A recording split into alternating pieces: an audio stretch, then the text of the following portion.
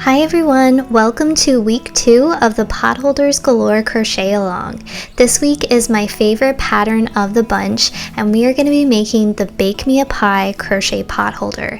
It is constructed, seamed, and folded the exact same way as week 1, but the only difference is the stitch combination. This week we are going to be using a combination of the single crochet and the spike stitch to create tons of texture. Let's get started.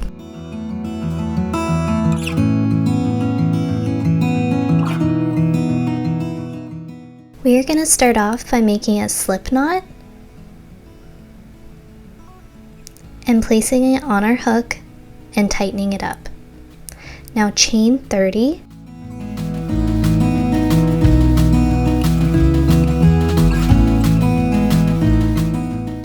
For round 1, we are going to start by inserting our hook into the second chain from the hook, and we are going to make 2 single crochets.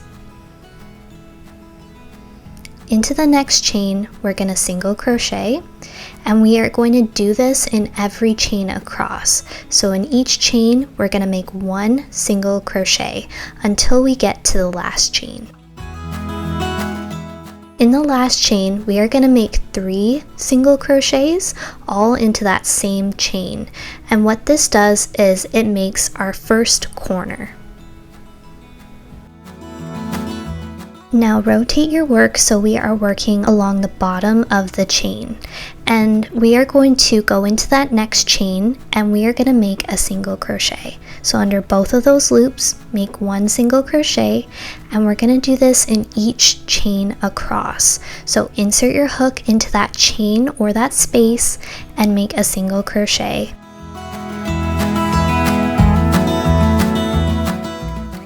In the last chain, make 1 single crochet to complete the corner. We've already worked 2 single crochets at the beginning for a total of 3 single crochets.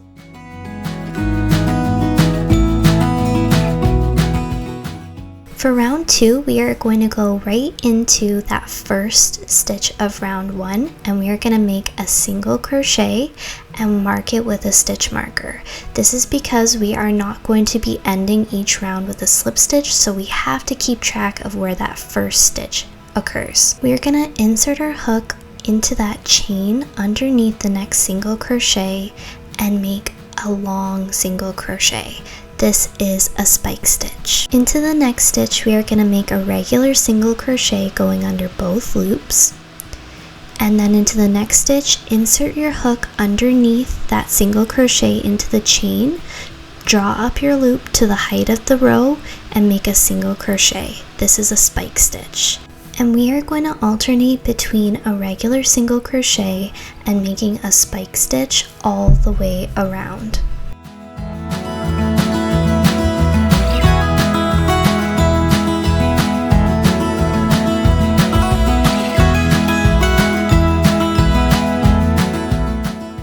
When you arrive at the corner, we're going to go underneath that first single crochet and make a spike stitch. Into that second single crochet, we're going to make a regular single crochet, and into that third single crochet, we're going to go underneath it and make a spike stitch. Then we are going to continue on alternating between a single crochet and a spike stitch.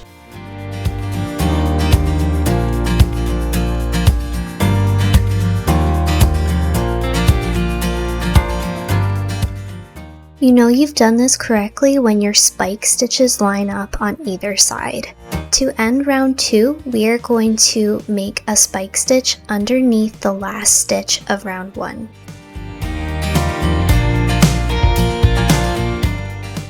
To start round 3, remove your stitch marker, and we are going to make a spike stitch underneath the first stitch of round 2.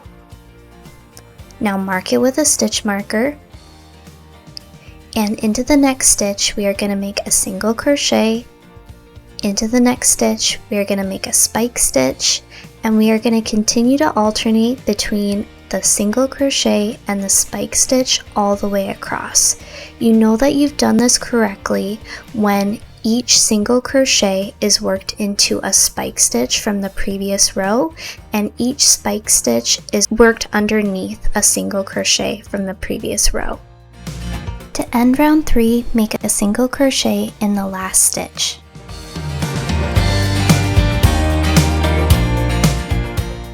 To start round 4, remove the stitch marker and make a single crochet in the first stitch, and then remark it with your stitch marker. Underneath the next single crochet, make a spike stitch. Into the next spike stitch, work a single crochet.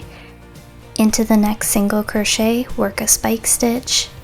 And we are going to continue alternating between working a single crochet and a spike stitch all the way around. To end round 4, we are going to make a spike stitch underneath the last single crochet of the round.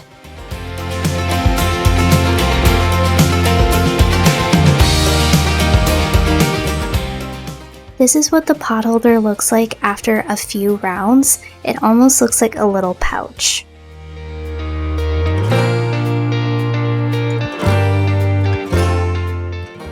At the end of round 20, we are going to make a single crochet into the last stitch, and we are going to insert our hook into the first stitch of round 20 under both loops and make a slip stitch.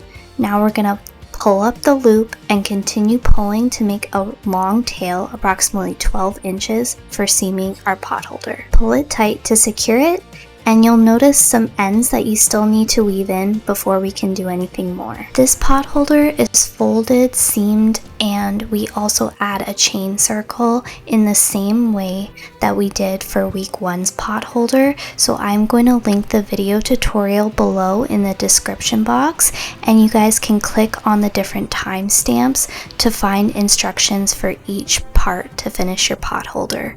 I really hope you enjoyed this pattern. Please let me know in the comments down below how your pot holders turn out. Remember that the Facebook group is linked below in case you want to share a picture, and I hope you have a wonderful week.